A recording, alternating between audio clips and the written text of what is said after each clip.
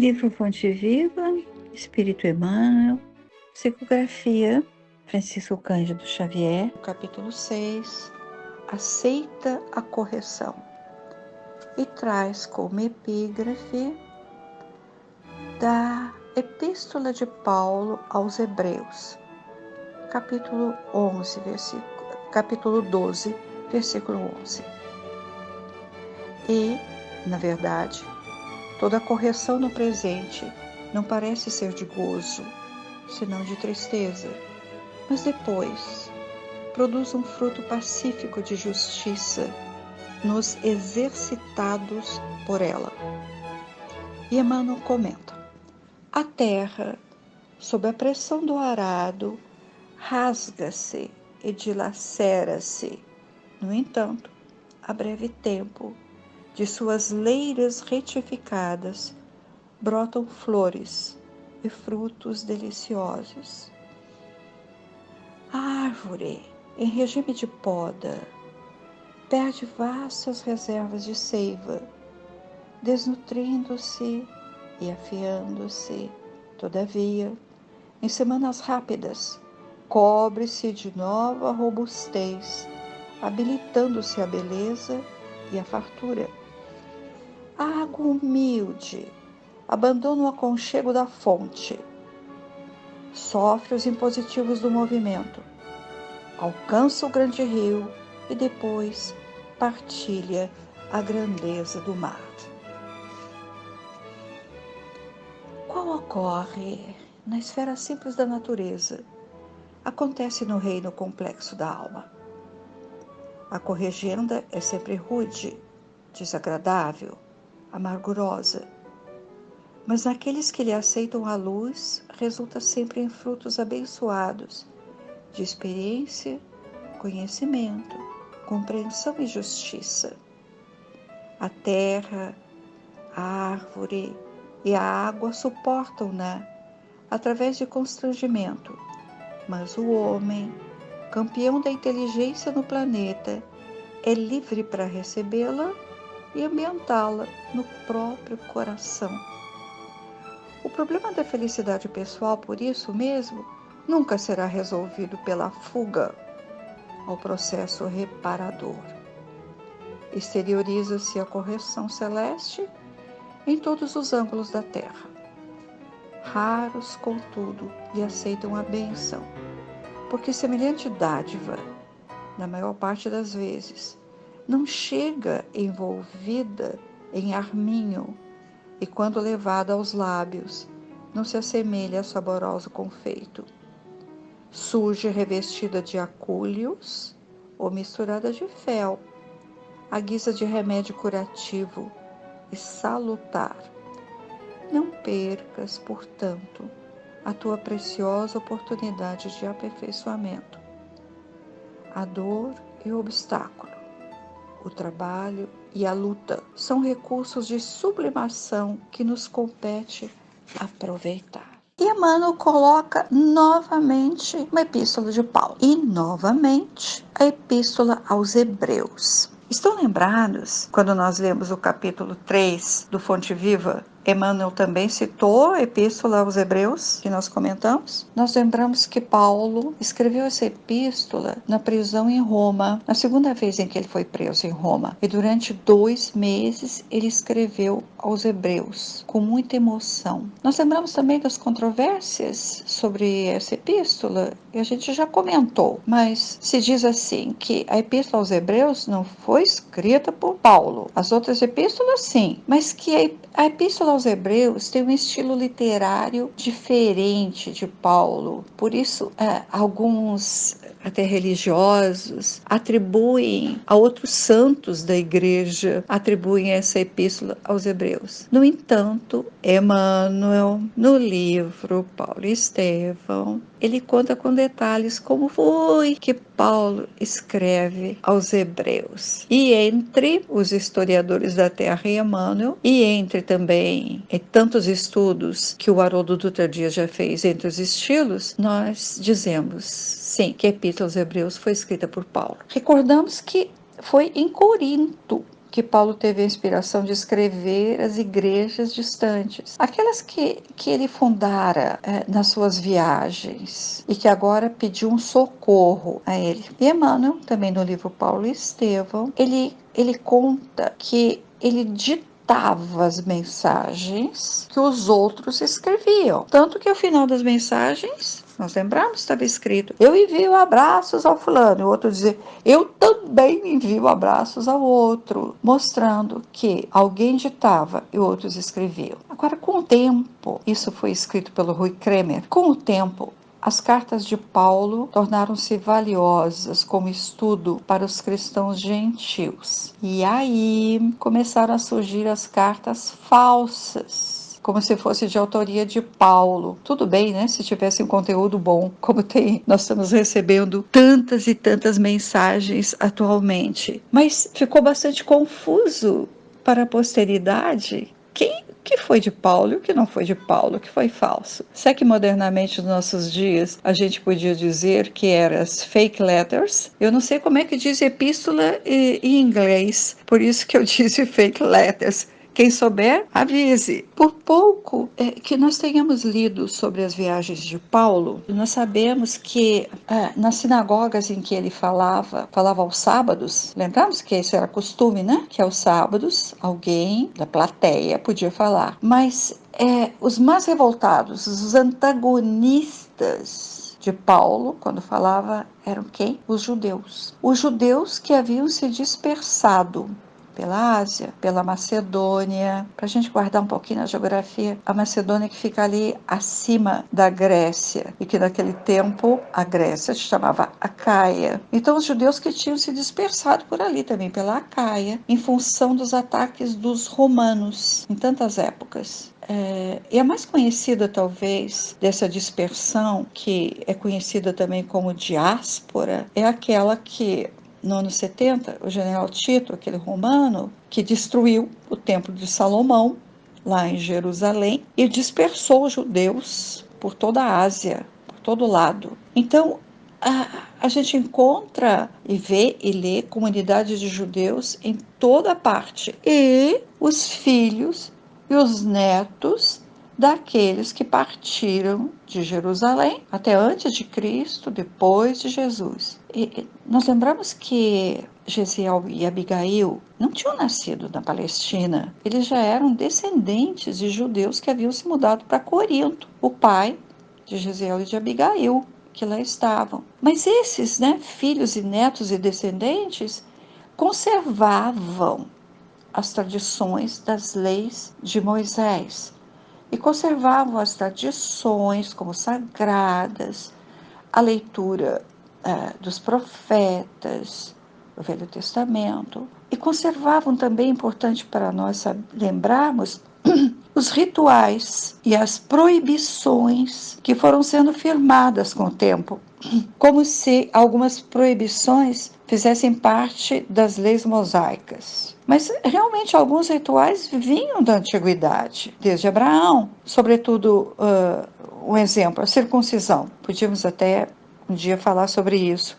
Por quê? O que é? O que significa circuncisão? Já naquele tempo, comer carnes puras e evitar as impuras. O que era? E depois, quando começaram a se dispersar, também era proibido o casamento com gentios, com a mulher que não fosse judia com um homem que não fosse judio. Então, pensando, a gente pode dizer que o judaísmo, nesse tempo de diáspora, estabeleceu castas, o orgulho da raça. Afinal, eles eram o povo escolhido, povo escolhido por Deus, e separavam-se do resto do mundo, porque se consideravam superiores, por isso mesmo. Então, falar de Jesus e do Velho Testamento, e mesmo de Moisés, com os gentios, era ofensivo para os judeus, mesmo para aqueles judeus que já se consideravam cristãos. Os judeus da diáspora, os judeus que nasceram em outras terras, mas que consideravam os originais daquelas terras como gentios. E quando a gente diz assim, judeus cristãos, vamos lembrar que esse termo, né, surgiu com Lucas, que disse num certo momento lá com Paulo, dizer que são os homens do caminho não fala de Jesus. Ele falou como cristão, ungido. Então, falando como cristãos, os judeus cristãos. E agora, uma lembrança até triste deste tempo. Os judeus cristãos consideravam os gentios como inferiores. Teve um momento, e acho que a gente sabe pela história, um encontro lá na igreja de Jerusalém, em que o Tiago, com mais aparência de judeu do que cristão, foi feita uma reunião com Paulo, com Barnabé, e nessa reunião até disseram eles, quando Paulo falava das suas igrejas, disseram que os gentios eram como serviçais, e alguns mais tradicionais conseguiam dizer que eram comparados a animais. Imagine a reação de Paulo, de Barnabé. E foi neste encontro que Tito, aquele querido menino de origem helênica lá da Ásia, ele precisou ser circuncisado em Jerusalém, porque ele não poderia participar da reunião dos judeus cristãos. Ele precisava cumprir o rito antes de pertencer à reunião.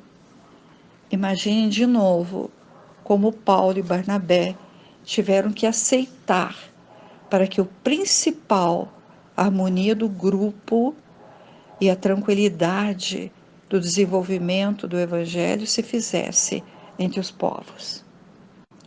Então, Paulo enfrentou o antagonismo dos judeus em todas as cidades em que ele pregou. Em todas as cidades, em todos os grupos, as eclésias, né? Que hoje se deturpa até esse nome.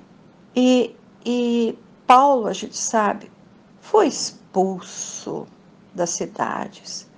Num certo momento ele fugiu e num cesto por cima dos muros de uma cidade, acho que foi Listra, teria que ver de novo, não tenho certeza. Ele foi açoitado nas praças em que ele pregava, foi preso tantas vezes. E em Corinto, ele foi impedido de prosseguir falando na sinagoga. A reação dos judeus tradicionais lá em Corinto foi a lei e o evangelho não se conciliam. Então ele não pôde mais falar na sinagoga. Foi então que mesmo em Corinto, Paulo instalou um núcleo cristão numa casa. Alugaram uma casa. E quem é que estava trabalhando junto nesse núcleo cristão e que apoiavam os estudos e, sobretudo, aqueles mais desamparados que recorriam? Prisca e Áquila. Lembramos deles?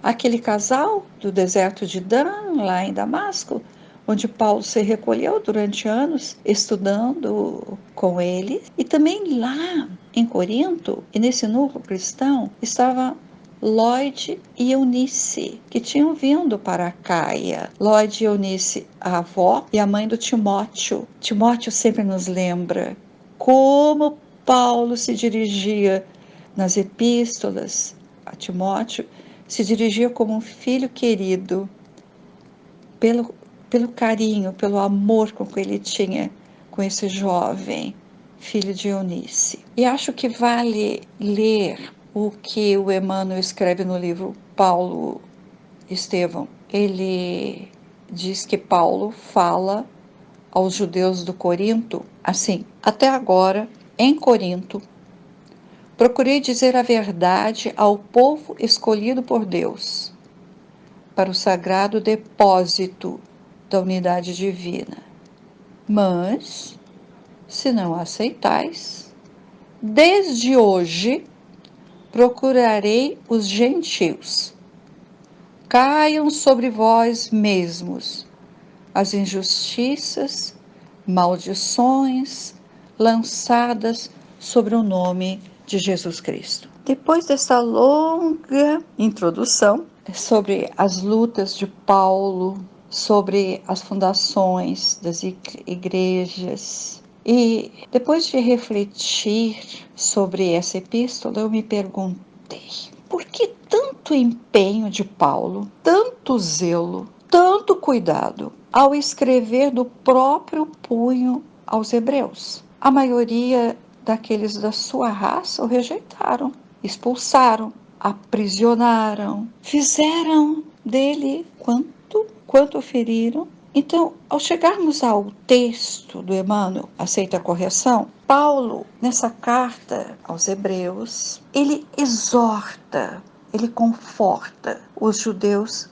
cristãos e os convida à fidelidade ao Evangelho do Cristo, apesar das perseguições que sofriam. Aqueles que se converteram, lembram que era um termo muito usado, se converteram ao ensinamento de Jesus. Então, nesta epístola, Paulo pede que os irmãos judeus cristãos não vacilem, não desprezem a mensagem sublime. Ele tenta, na epístola, aquela escrita em 2 meses, reanimá-los a viverem com maior empenho a vida cristã, com esperança no reino transcendente, no reino de Deus. E por que vacilavam aqueles cristãos, aqueles judeus cristãos? Jesus não estava mais presente para incentivar, para levar adiante a mensagem. Os apóstolos galileus, aqueles que eles confiavam, também já tinham sido sacrificados. Tudo era de terceira mão. E Paulo, já ao quebrado, na prisão, no dizer de Emmanuel, estava mais no plano espiritual do que no material, e assim mesmo ele reanima os que continuavam. E também me perguntei assim, em algum momento, por que será que Paulo usou o termo hebreu, epístola aos hebreus e não aos judeus? Aí a gente lembra que Hebreus, o termo Hebreus é a primeira denominação dada ao povo de Abraão. E Hebreu está assim nos primeiros capítulos do Velho Testamento. Daí talvez também se fale na língua hebraica, que era a língua religiosa, a língua tradicional dos hebreus. Parece assim que Paulo falava ao povo de todos os tempos, desde Abraão, desde todos que se seguiram, pois os profetas, e aos judeus daquele tempo de perseguição. Na epístola, antes do versículo 11 que nós lemos, e que é a epígrafe nos comentários de Emmanuel, antes então do versículo 11, o Paulo escreve assim: Deus é um Pai que corrige. Estais sendo provados para a vossa correção. E uma outra tradução encontrada em outro Novo Testamento diz assim, é o mesmo sentido, mas outras palavras. Com efeito, nenhuma correção parece de momento agradável, mas dolorosa. Mais tarde, porém, oferece frutos amenos de justiça aos que nela foram exercitados. E o versículo 12, logo a seguir deste 11 que lemos, nós conhecemos essas palavras aqui. Levantai, pois, as mãos fatigadas e os joelhos trêmulos. Em outras traduções, nós lemos e os joelhos desconjuntados. Acho que nós conhecemos mais este termo, desconjuntados, do que joelhos trêmulos, mas os dois nos servem. E no texto, o Emmanuel desdobra esta epístola em comparações com a natureza, como lemos.